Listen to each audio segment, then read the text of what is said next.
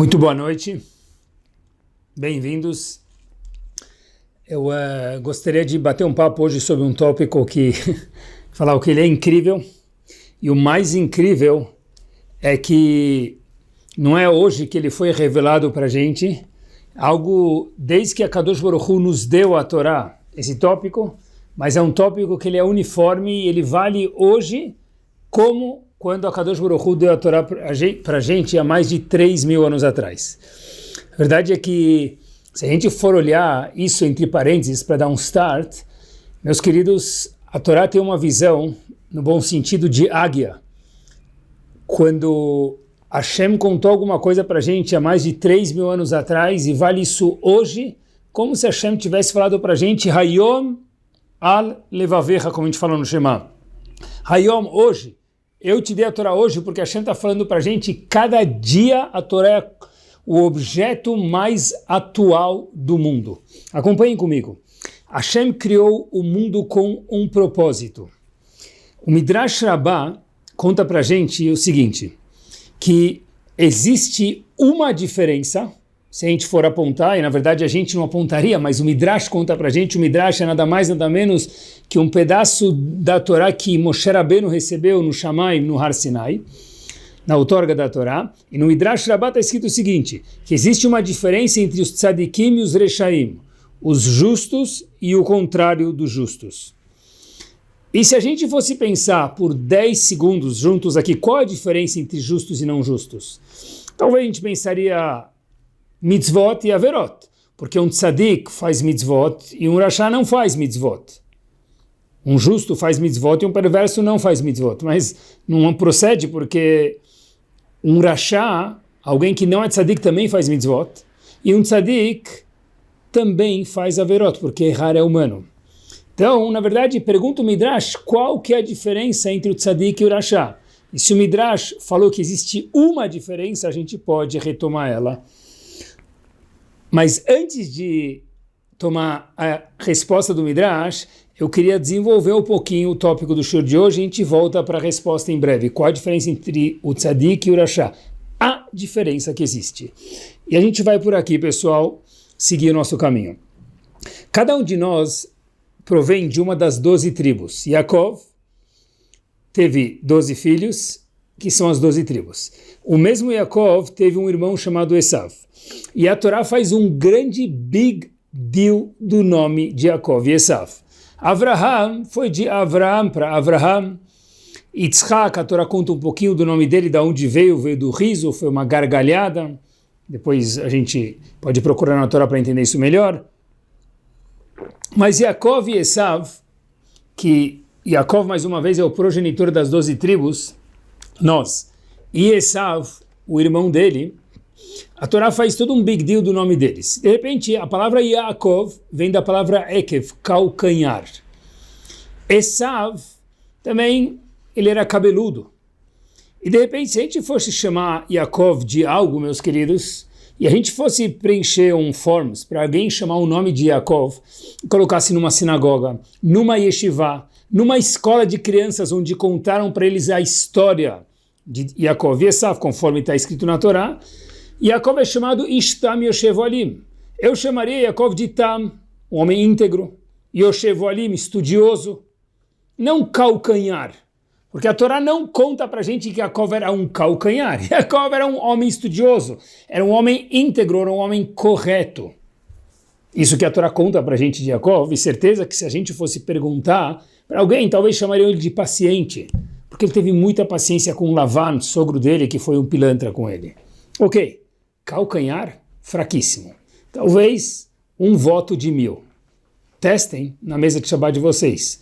Dê um nome para Yaakov. Ninguém vai chamar ele de calcanhar. Depois, pessoal, a gente continua mais um pouquinho. E aí vem o outro nome. Esav. Que ele era cabeludo. Mas espera aí, chamar Esav de cabeludo? Espera aí, podia chamar Esav de caçador. Que é o que a Torá conta para a gente sobre ele, irmão de Yaakov. Podia chamar Esav de bom vivant, que é o que a Torá conta para a gente que ele ia caçar, ele comia gourmet, ele gostaria de fazer um steak. Podia chamar Esav de sarteníssimo, mas nada a ver com Esav.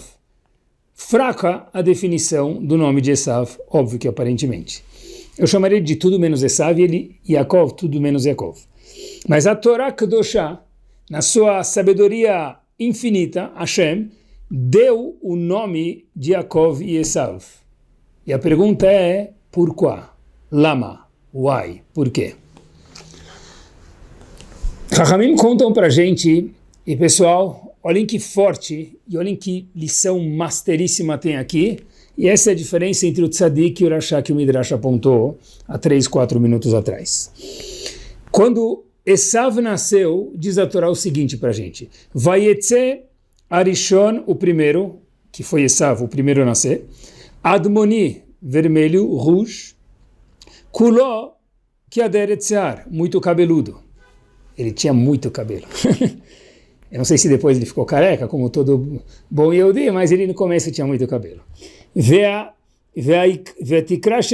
Vaikra Shemo Esav, o nome dele ficou chamado de Esav. Diz o Baal Turim foi todo escrito em uma noite. Baal Turim era um dos grandes gigantes dos Rishonim. Diz o Baal Turim, um dos comentaristas no Humash, que a gemátria de Esav, o valor numérico, se a gente for somar Esav, Ain, Samer, Ain, Sin, desculpem, Ain, Sin, Yud e Vav, da mesma gemátria, o mesmo valor numérico da palavra Shalom, paz. Ou seja, Esav tem o mesmo valor numérico da palavra paz. E desculpem, de novo, se a gente fosse chamar Esav de qualquer coisa, seria tudo menos paz. Era um homem barulhento, era um homem que queria matar Yaakov, era um homem que foi brigar com seu pai pela brachá, por ser primogênito, era um homem caçador, violento, então é tudo menos paz. O que o Baal Turim vem ensinar para a gente? Que a gemátria, o valor numérico de Esav é Shalom e paz. Quer dizer, não é só que é o valor numérico, ele quis dizer essa é a essência de Esav. Mas espera aí, Shalom, paz, Esav, não bate. Mas, anyways, o que tem a ver Esav com Shalom? Aqui mora a diferença de quem tem um approach correto na vida e um valor e um approach equivocado na vida. E por que Esav é chamado dessa forma e por que Yaakov é chamado dessa forma? Por quê? Pessoal, prestem atenção que power, direto para o ponto. Esav vem da palavra la'asot. La'asot é fazer. Esav, past tense, passado, asui, feito. Esav nasceu feito. Yaakov vem da palavra calcanhar, ekev, calcanhar como a gente mencionou. Por que justo? Tenta imaginar, se vai chamar alguém hoje em dia de calcanhar, vai ficar ofendido. E aí, calcanhar? Chega aí. A pessoa vai ficar ofendida. Mas é o maior elogio do mundo. Não que a gente possa chamar alguém de calcanhar, porque talvez a pessoa não vai entender o que a gente quis dizer. Mas a Torá encontra nisso o maior elogio do mundo e chamou o terceiro dos patriarcas, Yaakov, pai das 12 tribos, dessa forma. Por que calcanhar? Porque o calcanhar é que faz com que nosso pé possa se deslocar para de um lugar para o outro. Esav era um homem, eu já estou feito. Halas, done. Yaakov vem da palavra ekev, move on, mover, se deslocar, caminhar, andar. E quem caminha às vezes vai para o lugar errado, mas ele está caminhando. Para isso que nós, Yehudim, viemos para o Olamazé, para esse mundo. A maior klalá do mundo, a maior maldição do mundo, a coisa mais chata e triste do mundo é ser asui, é ser feito. Eu sou assim. A maior brachá, a maior bênção do mundo, meus queridos, é uau! O quê? Olha como ele mudou. Olha como ela mudou. Isso requer crescer. Para que a pessoa possa mudar, ela precisa crescer. Esav é a mesma gemátria de Shalom, de Baal Turim. Quando eu li esse Baal Turim, eu pensei no seguinte, talvez essa seja a intenção do Baal Turim, eu não sei. Qual a relação entre Esav e Shalom, Esav e paz? Esav, aparentemente, é tudo menos paz. A resposta está fácil. Shalom quer dizer relax, on the rocks, fica de boa, fica numa dib. Esav era um homem tranquilo. E às vezes ser tranquilo é a coisa mais maravilhosa do mundo. Mas no termo que a gente está falando agora, ser tranquilo, é horrível, é triste, é seca a vida da pessoa. Por isso que Esav era um homem que na Torá aparece a palavra ayef, cansado. Por quê? Porque ele era sempre o mesmo, ele não crescia, ele nasceu assui, nasceu feito. Esav era shalom, quer dizer, eu estou bem, me deixa em paz. Eu estou bem assim, fui assim, sou assim e serei assim. Yaakov, em contrapartida, o que ele era? Era um homem calcanhar, sempre se movendo. O Midrash pergunta para a gente o seguinte, um passo adiante. Midrash Rabbah, capítulo 11, letra 6. Veio um filósofo para Rabi Yoshua e falou para ele o seguinte, olha, se o Brit Milá, se a circuncisão vem para aperfeiçoar a pessoa, por que então o homem já não nasce pronto? Porque ele já não nasce com o Brit Milá feito. Porque precisa esperar 8 dias, acabou de nascer, a mãe mal se recuperou do parto, já tem que se preparar o Brit Milá, docinho, chamar o Moel, fazer direitinho, com o Moel que sabe as halachot, óbvio, e daí por diante. Mas por quê? Já nasce com o Brit Milá feito. Respondeu Rabi Yoshua para esse filósofo que fez uma pergunta muito inteligente, mas merece uma resposta. Se ele olha, os legumes, para que a gente possa comer, eles precisam ser cozidos. O trigo, para que a gente possa ter proveito dele, transformado ele em pão, em algum outro bolo, alguma coisa gostosa, precisa ser moído, assado. O homem, o ser humano, também, tzarich tikun, diz o Midrash, também precisa se aperfeiçoar. Qual que é o tikun? O tikkun, o conserto do ser humano, por isso que a gente não nasceu com Brit Milá, disse Rabi Yoshua para aquele filósofo, porque o objetivo não é estar mahul, é ter o Brit Milá, o objetivo é fazer o Brit Milá e nos transformarmos em pessoas com circuncisão.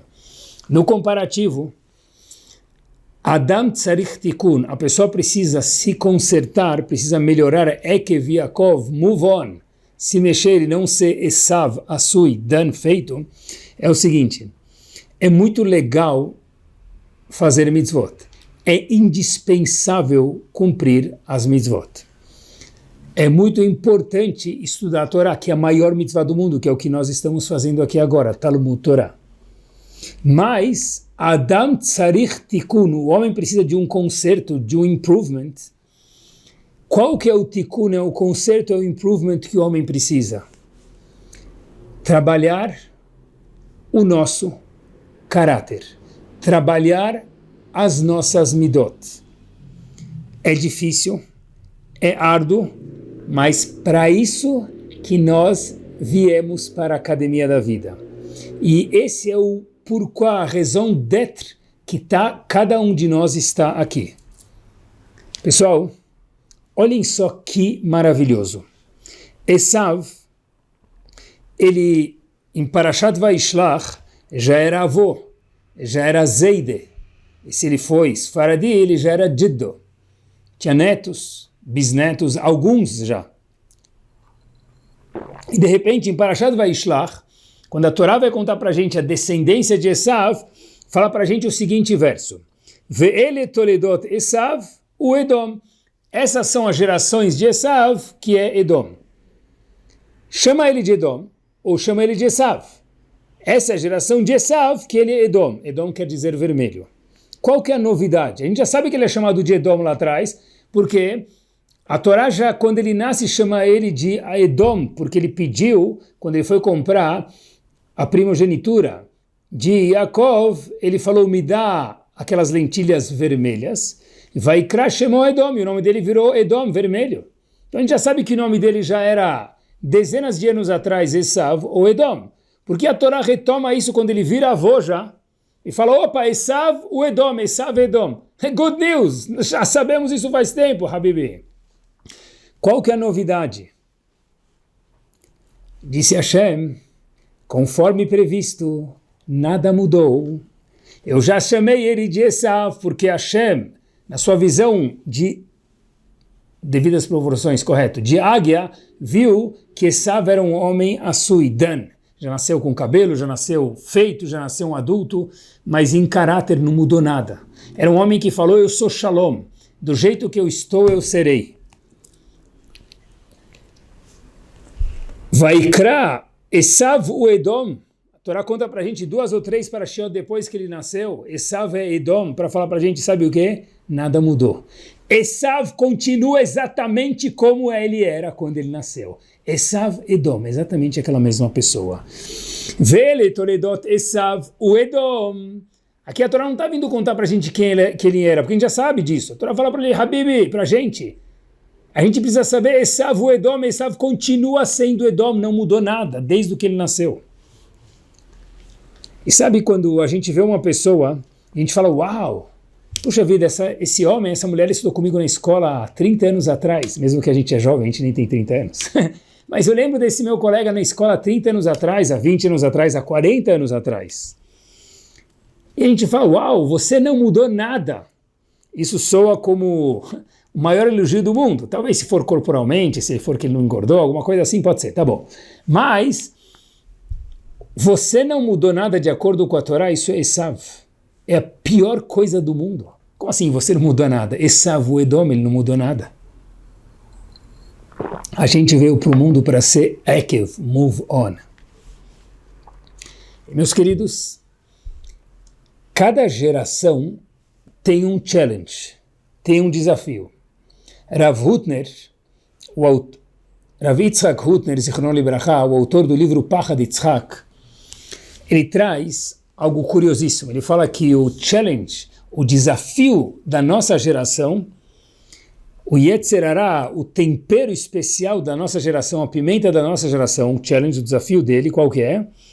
Kfirat bebechirá. Negar a bechirá, o livre-arbítrio. Livre-arbítrio ou a escolha. Ou seja, falar, eu sou assim, o que você quer de mim? Isso é Esav. Diz Rav Hutner, o challenge da nossa geração, porque Rav Hutner viveu na nossa geração, diz, e cada geração tem um challenge separado, um desafio separado, o challenge da nossa geração, meus queridos, é kfirá bebechirá, é negar o livre-arbítrio. O que quer dizer? Eu já sou assim, é muito mais fácil ser assim, porque eu não preciso mudar. Eu sou assim, o que você quer de mim? Me deixe em paz. Isso é Esav. Esav é Shalom. Esav eu já nasci assim. Esav é, aqui não tem conversa. E Hashem conversa conosco todos os dias. Porque Hashem fala que sim tem que ter conversa. Como assim? Hashem conversa conosco todos os dias? Nós não somos profetas? Sim, Hashem conversa conosco todos os dias. Pay attention, por favor, para os exemplos que eu vou trazer para vocês. Já aconteceu alguma vez de nós acordarmos mais cedo para chegar na sinagoga mais cedo, para chegar no trabalho mais cedo, para chegar no jogo de tênis mais cedo, na academia, o que for, mais cedo? E aí, de repente, a gente acorda mais cedo e fala, hoje eu vou chegar na hora, vou chegar 2 minutos antes da hora. E aí, de repente, o elevador não chega, o elevador quebrou. Ou, justo hoje, meu filho acorda, ele precisa de ajuda, minha filha precisa de ajuda. Ou, justo hoje, minha esposa precisa me contar alguma coisa, eu queria chegar antes da hora. Justo hoje, não tinha lugar para estacionar, tive que dar mais uma volta no quarteirão. É Hashem falando conosco. Hello, good morning, bom dia, bonjour, boker tov. Ekev e não Esav. Eu quero que você ande. Eu estou te dando um desafio porque eu sei que esse desafio da academia da vida faz bem para você e para mim. É com ele só que você vai crescer. Tá pronto? Ou você vai falar, para com isso, vai. Eu sou Esav, eu quero ficar na paz. Desencana. Ou, 1 minuto, eu não vou ficar bravo. Porque eu sei que isso é um teste. E é Hashem conversando comigo, com você, com ele e com ela. E se a gente errar o teste, faz parte. E a melhor das notícias é que daqui a pouco tem outro. Midrash conta pra gente, pessoal, que a gente fez uma perguntinha no começo, qual que é a diferença entre Yaakov e Esav? Diz o Midrash, quer saber a diferença entre Yaakov e Esav? Entre um tzadik e um rasha? A diferença entre um tzadik e um rasha são os pensamentos de um e os pensamentos do outro. Será que eu consigo andar? Será que eu consigo mudar? Será que eu posso crescer? Será que eu quero crescer? Ou será que eu já estou no meu lugar definitivo? Não são mitzvot, não são N outras coisas que a gente pode imaginar que isso é indispensável, mas a diferença é como a gente pensa, como estão nossas midot. Essa é a diferença que que o Midrash aponta entre um tzadik e um rachá. Pessoal, escutem só essa história. Rav Yaakov Kamenetsky, não Rav Yaakov Kanievsky, que morou em Israel, Rav Yaakov Kamenetsky, que morou nos Estados Unidos, cada um com seus méritos, grande Rosh Yeshiva de Torah Vadat. Uma vez ele estava em Brooklyn, Nova York, para quem já foi, em esquina com aquela avenida Coney Island, e lá é um lugar que tem muito trânsito. E ele viu o motorista, ele estava no passageiro, cadeira do passageiro, e havia um motorista dirigindo o carro junto do lado dele. E ele viu um ônibus querendo entrar na mesma direção onde eles estavam indo. E Rav Yaakov Kamenetsky fala para o motorista do carro dele, olha, deixa o ônibus passar primeiro e depois a gente vai. Mas ele falou, Rav, se a gente não cortar esse ônibus e passar na frente dele, a gente vai ficar atrás dele a avenida inteira, vai demorar mais 10 minutos nesse trânsito. Rav Yaakov Kamenetsky falou para ele, mais um minuto, o ônibus é público, nós somos duas pessoas. Esse ônibus, que é público, carrega algumas pessoas, tem preferência ante a gente. Cadê o kavod hatzibur? Cadê o respeito pelo público? Depois dessa, o motorista ficou quieto, parou o carro, não acelerou, deixou o ônibus passar e somente depois disso andou atrás do ônibus. Isso são midot. Isso é trabalhar a nossa pessoa. Mesmo que Rav Yaakov Kamenetsky também não queria ficar no trânsito. Mas ser tzadik, que era o que Rav Yaakov Kamenetsky certeza era, pelo menos tzadik era muito mais do que isso, é saber cuidar das nossas midot. Não dentro da sinagoga somente, fora, na rua, na avenida, no trabalho, na academia, no quarto, onde nós estivermos. Eu fiquei pensando, pessoal, de onde vem esse feeling de um minuto, deixa o ônibus passar primeiro? Mas não era um ônibus de Hassidim, de Rashi Yeshivot. Por que deixa passar? Porque diz Rav Yaakov Kamenetsky, kavod hatzibur, respeito ao público.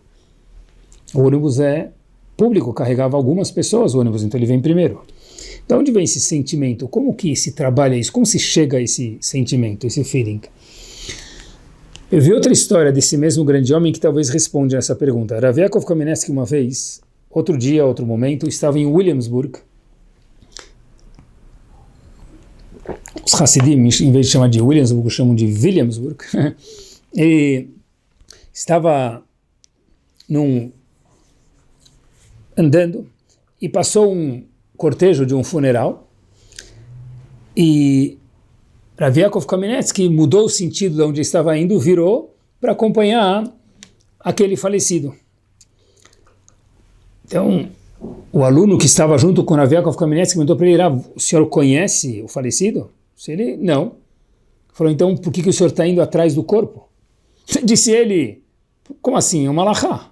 Está escrito no Shulchan Aruch que, lo aleno, longe de nós, que se alguém falecer mesmo no Shabat e tiver que acompanhar a pessoa, então precisa se acompanhar a pessoa, mesmo que for no Shabat, andar atrás, em respeito ao falecido. Mas disse o aluno para Rav Yaakov Kamenetsky, o senhor nem conhece ele, acompanha ele por quê? Disse Rav Yaakov Kamenetsky, aqui acho que está a resposta. Todo ser humano foi criado Betzelem Elokim, na imagem, no espelho de Hashem. Ele é uma faísca, é um pedaço de Hashem. Na imagem de Hashem ele foi criado. Então, o que muda? Se eu conheço ou se eu não conheço? Se ele é Yehudi, se ele não é Yehudi? Eu preciso acompanhar ele de qualquer forma. Rav Yaakov Kamenetsky deu mais alguns passos em respeito àquele falecido que nem sabia quem ele era e nem quem Rav Yaakov Kamenetsky era. Ou seja, quando a gente entende que nós temos um Tselem Elokim, depois disso que os outros também têm um Tselem Elokim, a gente lembra que nós temos Hashem dentro da gente.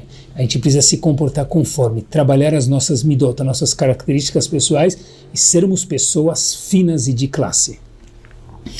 É aperfeiçoar o nosso eu. Pessoal, toda situação que a regra de ouro é a seguinte: toda situação que a gente não fez nada de irresponsável, a pessoa não atravessou a rua de olhos fechados, ou não foi tonto, não foi ignorante, não foi irresponsável, toda situação que foge dessa pequena introdução que eu dei para vocês, que acho que é 99% ou 100% das nossas vidas, e acontece alguma coisa que a gente não queria, é Hashem conversando com a gente, falando: eu, maiúsculo, te coloquei aqui. Quero ver como você vai reagir. Mas eu não fiz nada para estar aqui. Exatamente isso que Hashem fala para a gente. Fui eu, maiúsculo, a Kadosh Baruch Hu, dizendo que te coloquei aqui. E para a sua academia, Hashem dizendo, com todo respeito: eu sou o seu personal e quero que você trabalhe suas midot. Quero que nós trabalhemos nossas midot. Toda situação, repito, que nós não fizemos nada de errado. Se a gente fez uma bobeira, então óbvio que foi nossa culpa direta. Mas se a gente não fez nada de errado, a gente foi cauteloso, a gente tentou e não deu certo. Ou deu errado. É Hashem falando: eu te coloquei aqui. Eu quero ver como você vai reagir. Eu quero ver como você vai trabalhar suas midot. Porque se a gente trabalhar nossas midot muito bem trabalhadas, não é fácil. Mas a gente trabalhar, Hashem fala: pronto, não preciso mais te deixar aqui porque você já fez teu job. Move on.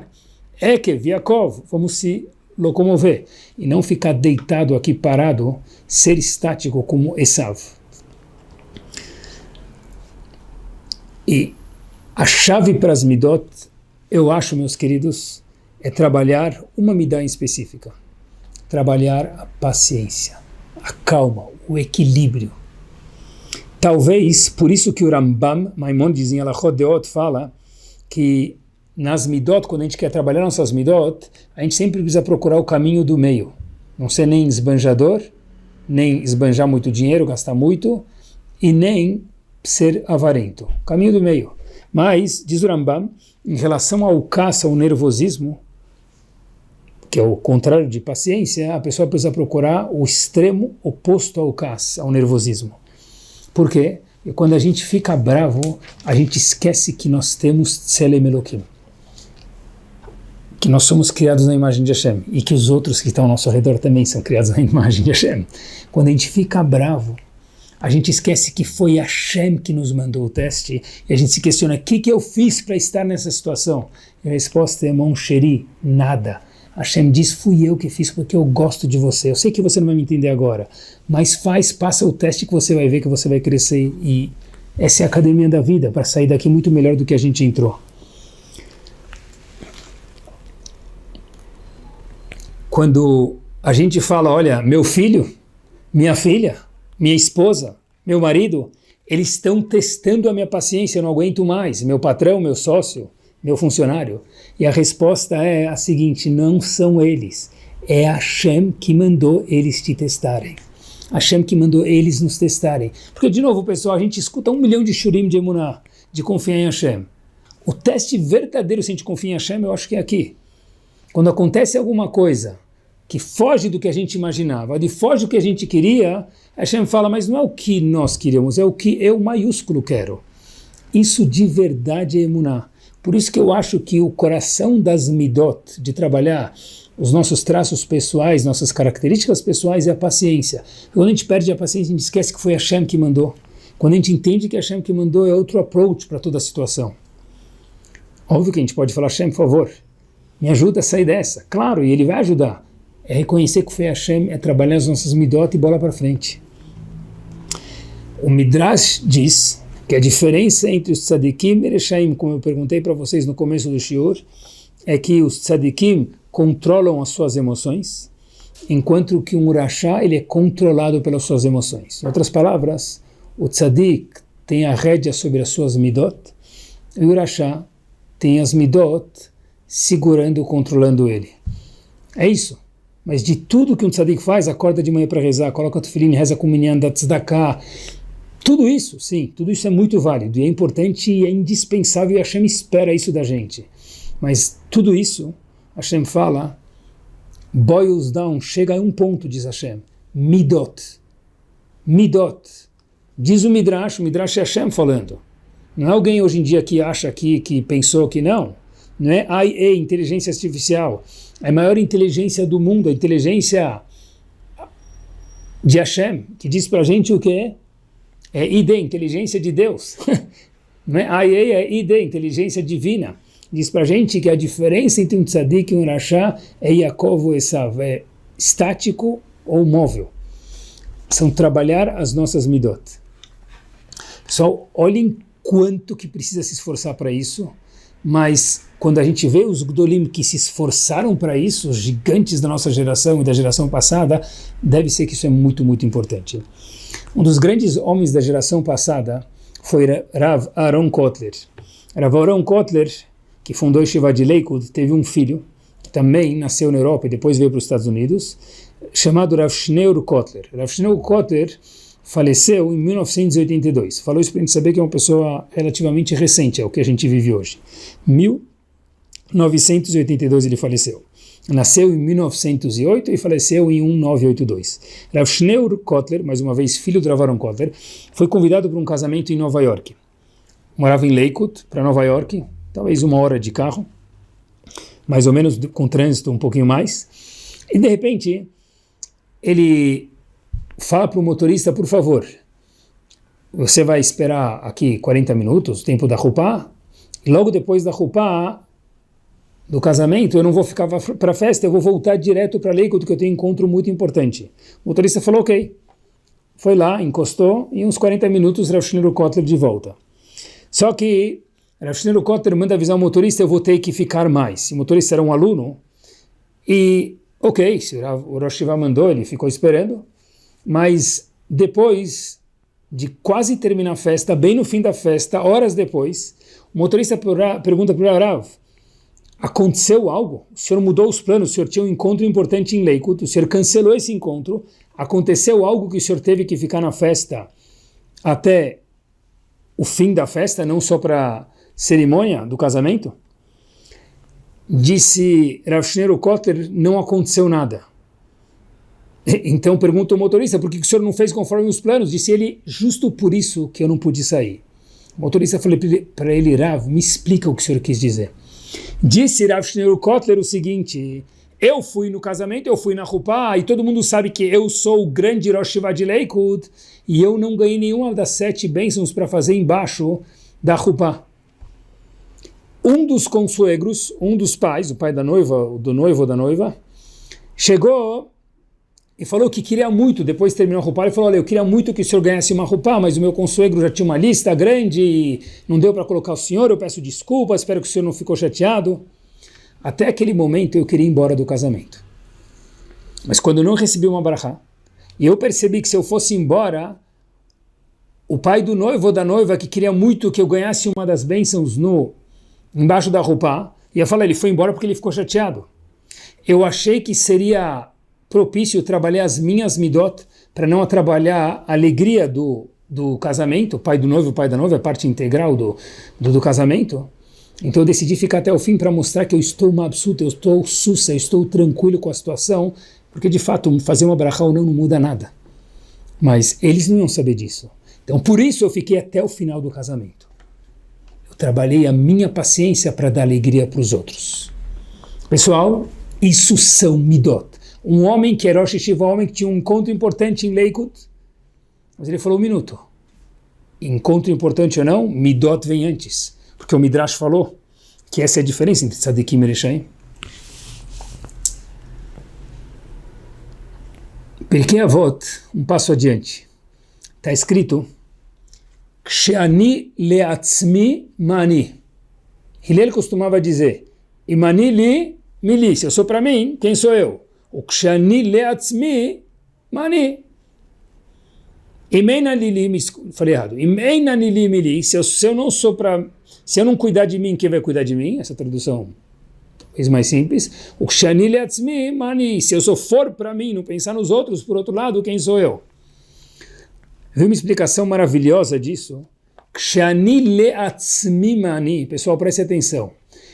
Tradução normal é quando eu sou somente eu não penso nos outros, então também não é bom. Eu preciso pensar em mim, mas também pensar nos outros.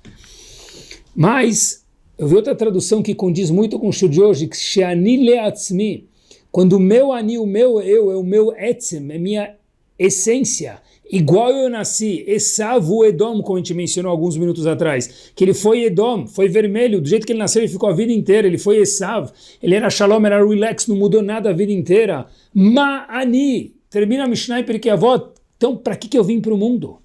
Kshani leatzmi, quando eu venho para o mundo, quando nós vemos para o mundo para ser lamem shos, a mesma coisa que a gente nasceu, Ma'ani. Pessoal, a coisa mais deliciosa do mundo é crescer.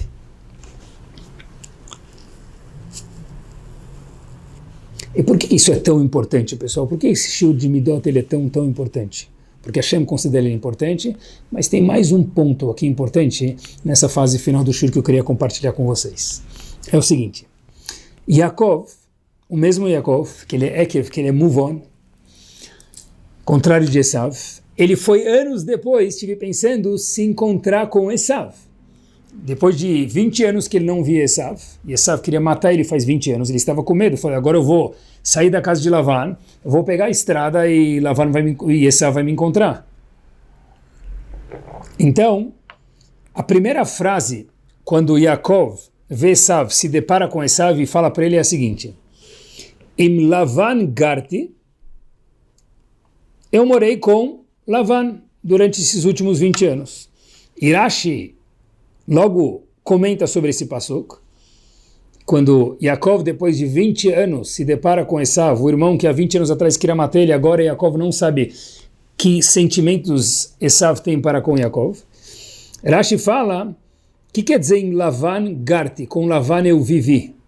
Então Rashi fala o seguinte, Tariag mitzvot shamarti, garti é gimel resh taf yud, que é morar, mesmas letras de Tariag, 613, então ele quis dizer, porque ele usou justo essa palavra para demonstrar que ele morou.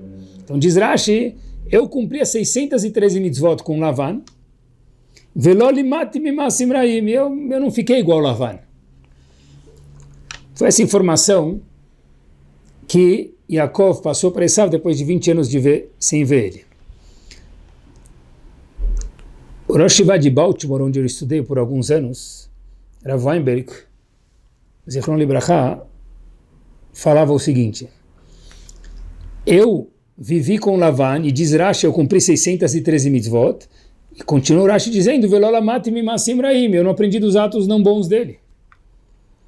Então dizia ele o seguinte, deve ser que é possível cumprir 613 mitzvot e ter comportamentos ruins. Por quê? Porque Rashi fala pra gente, eu morei com Lavan, cumpri 613 mitzvot, assim Yaakov estava falando para Lavan, para Esav, desculpem, Yaakov dizendo para Esav, eu morei com Lavan, Tariag mitzvot shamarti, eu cumpri 613 mitzvot, velolamat mimasim araim, eu não aprendi dos atos ruins. Então tem dois steps aqui, o primeiro passo é cumprir as mitzvot, e o segundo passo é não aprender os atos ruins. Quer dizer que é possível que a pessoa cumpra a mitzvot, e ainda assim tenha comportamentos não bons. Porque Yaakov precisou falar, eu fiz isso e também isso. Um não é casado diretamente com o outro. Por isso que é tão importante a gente falar sobre Midot. Porque não é automático que a pessoa faz mitzvot e as Midot entram no passo. Então como que se trabalha as Midot? A gente falou com paciência, mas como funciona isso psicologicamente? Ramim contou para a gente sobre tudo na vida. Se a gente quer melhorar algo, é falando sobre isso, escutando sobre isso e pensando e refletindo sobre isso. Quando a gente menos espera, nossos neurônios já começam a acionar. Quando a gente fala agora sobre Midot, e a gente escuta sobre Midot, a gente vai começar a prestar mais atenção sobre isso. E é isso, é assim que se trabalha, é assim que se cresce, é assim que nós nos transformamos num gigante. Quando a gente tem dificuldades, pessoal, no Hinuch dos nossos filhos, eles não são obstáculos às nossas vidas, eles são as avenidas que vão fazer a gente maiores. Porque isso que é olhar para o mundo como Hashem está conversando comigo. Se esse é meu filho, essa é minha filha, esse é meu patrão, esse é meu sócio, essa é minha sócia, essa é minha esposa, esse é meu marido. Um minuto, Hashem falando, Habibi, aqui está o seu personal, aqui está o seu treino. Have a good job. Capricha. Como se exercita as Midot? Pensando, conversando sobre elas. Cumprir mitzvot, se a gente não pensar, repito, não leva a gente a cuidar das nossas midot, a aperfeiçoar nossas midot. Por quê? Porque tal pessoa, eu não quero falar de ninguém. Quero falar de Yaakov. Yaakov disse, eu cumpri mitzvot e também não aprendi das condutas ruins de Lavan. Quer dizer, dá para a pessoa cumprir mitzvot e não ter boas condutas. Como que se cuida das midot, pessoal? Queria deixar mais um recadinho pequeno para aprender junto com vocês. Uma vez um aluno falou para mim, Rabino, estou muito incomodado com tal pessoa no minyan. Ele sempre entra num leilão, na sinagoga, ele compra aliá, eu tenho muita raiva dele por qualquer razão. E está me incomodando muito ele. Aí eu falei, olha, pelo que você tá me contando, eu entendo que está te incomodando ele, mas eu acho que está te incomodando você com você mesmo. Ele falou, é verdade, Rabino. Está me incomodando comigo mesmo, me incomoda muito isso. O que eu faço? Eu falei, você quer fazer alguma coisa? Ele disse, quero. Parece frase de jogador de futebol, pessoal, mas, com todo respeito. Mas, eu disse para ele, você quer mesmo fazer alguma coisa? Ele falou, quero. Eu falei, então faz. Ele falou, como assim? Eu falei, quer ver? Depois que esse mesmo homem, amanhã, que era um dia antes de acontecer o episódio, vai subir na Torá, vai comprar o leilão, como você já sabe, vai lá, levanta, segura a mão dele e fala, Hazak Baruch, parabéns pela aliá. Ele falou, como assim? Eu falei, vai lá e faz isso. Vai doer, vai arder, mas vai lá e faz. Ele foi, ele fez, e ele falou assim para mim, a história aconteceu em Rosh Hashanah, já faz um tempo, alguns meses atrás, ele falou assim, foi o melhor Rosh Hashanah da minha vida. Eu falei, por quê? Ele falou, não sei te explicar. Eu falei para ele, eu vou te explicar. Porque quando a gente trabalha as nossas midot, a gente vira outra pessoa. E é para isso que a gente veio para o mundo, a gente se transforma em Yaakov, em move on. E não Esav ficar parado, ficar com o freio de mão puxado. Porque quando a gente trabalha as nossas midot, a gente se transforma em uma pessoa eterna, uma pessoa em crescimento, uma pessoa que se mexe. Pessoal, quando vem um shaliach pedir dinheiro para a gente, para uma instituição ou para ele, eu posso querer dar 1 milhão, 10 mil, ou 100 mil, ou R$1, sei lá, depende da pessoa e depende de quando eu posso dar. Mas eu preciso dar o meu macer, o meu dízimo, conforme ela pede. Em vez de pegar o dinheiro, falar para ele, pega, ou falar, depois eu falo com você, falar, estou ocupado agora, fala, olha, por favor, daqui 10 minutos eu vou estar com você. Ou depois que eu já dou para ele, falar, muito obrigado. Obrigado pelo quê, pessoal? Porque quando a gente dá alguma coisa para a Torá, dá alguma coisa para alguém que precisa, conforme o Shulchan Aruch quer, nós estamos transformando o nosso dinheiro em eterno. Todo tempo que o dinheiro está no banco, ele não é eterno. Tomara que a gente use com saúde, mas ele não é eterno. No momento que a gente dá para alguma causa que a Torá aprecia ela, nós transformamos o nosso trabalho, que daí vem o nosso dinheiro, em eterno, em netzach, eternidade, e o dinheiro em eternidade. Então, quando alguém vem pedir para a gente falar, obrigado, muito obrigado pela oportunidade, você me transformou em um pouco mais de eternidade nesse mundo, eu vou viver para sempre por causa de você. Isso são midot. É dar um sorriso mesmo que a gente talvez não esteja afim, mesmo que ele mereça. Mas é falar, obrigado pela oportunidade. Pessoal, pratiquem isso uma vez. Vai ser maravilhoso. No começo vai doer, vai machucar o lábio, os dentes, mas depois vai fluir e falar, uau, de verdade é assim mesmo. Quando a gente trabalha as nossas midot, a gente só ganha. E é para isso que a gente veio para o mundo. Escutem só essa história e com ela a gente conclui.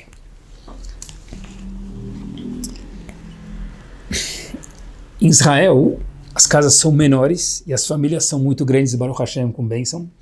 Então, eles às vezes fazem um puxadinho, um esticadinho na casa. Eles fazem uma varanda um pouco mais para lá, adicionam um quarto. Quem já foi para Israel, vê. Quem não foi, vai apreciar e observa.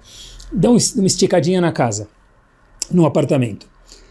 Só que naquele apartamento, óbvio que a gente precisa da autorização dos vizinhos para fazer isso do prédio. E de repente, a família Cohen, nome fictício, uma história 100% verdadeira. A família Cohen foi questionada se ela podia que o vizinho deles esticasse o apartamento. E a família Cohen falou, deixa eu pensar. E o pai começou a conversar com a mãe e falou, olha, qual a dúvida? Falou, olha, se a gente deixar ele construir o puxadinho dele, esticar a varanda dele para cá, o que vai acontecer é que a gente vai ficar sem sol.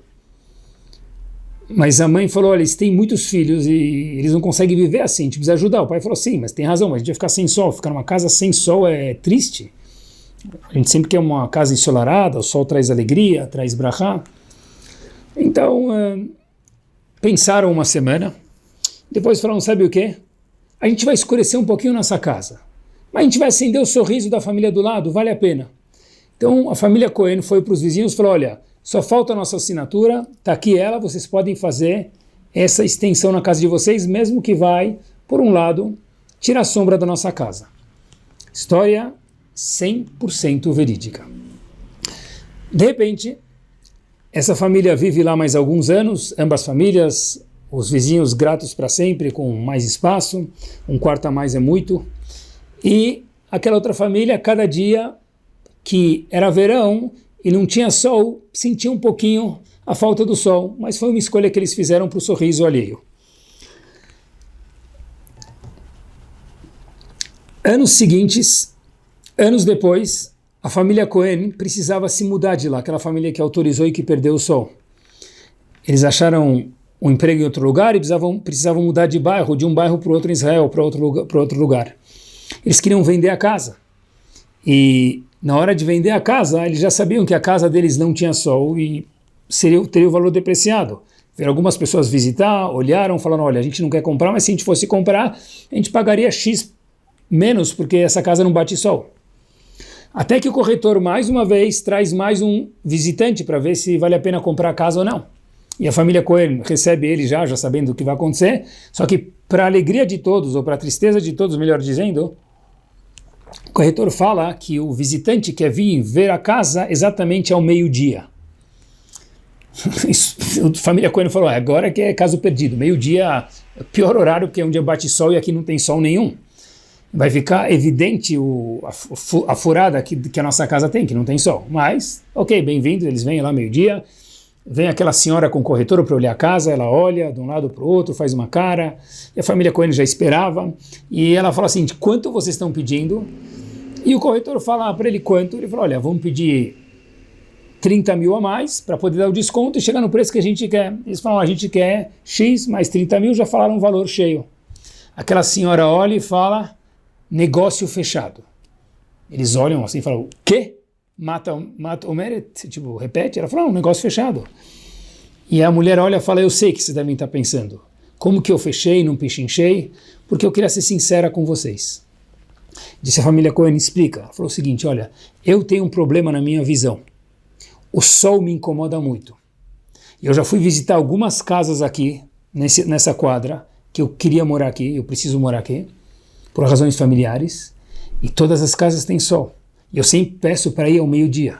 A sua casa foi a única que atendeu às minhas necessidades. E é por isso que de todas as casas que eu visitei, essa casa que eu vou comprar, essa casa que eu vou pagar mais. Por quê? Porque ao meio-dia, que é o horário que mais tem sol aqui, essa casa tem sombra, que é o que eu mais preciso.